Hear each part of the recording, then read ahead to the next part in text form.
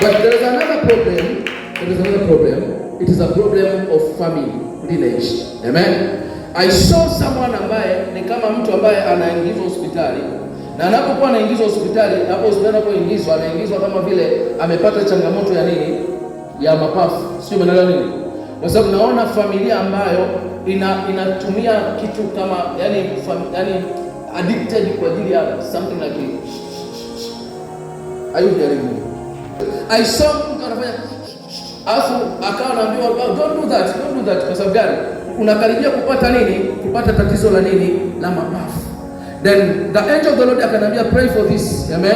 Kwa sababu he's about to get, kuna ugonjwa unakuja, yani kuna vitu vinakufuatilia wewe kwa sababu ya nyota yako. Kweli ni bwana sana kutumia bangi. So mama nikataza kila siku.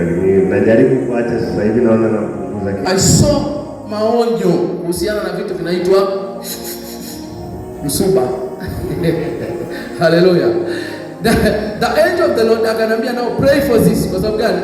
Usipo stop, kwa sababu ni kitu kama vile kinaenda kuharibu mapafu na ajali. Yani your star ni kubwa kuliko unavyofikiria. And after me praying for you today, kuna vitu vinaachia. Cause kuna kitu nakiona. Amen. I went to Mererani Arusha. Mererani Arusha. I went to Mererani. Then I saw kama mtu anavunja mawe. Si unaelewa vizuri? Nikaona mtu anavunja mawe. Then I saw you kwenye wale watu wanaovunja mawe ukiwa umo. Kwa sababu hiyo dili ni kama inakaribia kufanyaje? Kuja kutokea kwenye maisha yako. I connect you to the place ambao watu wanafanyaje? Wanafanya biashara ya mawe.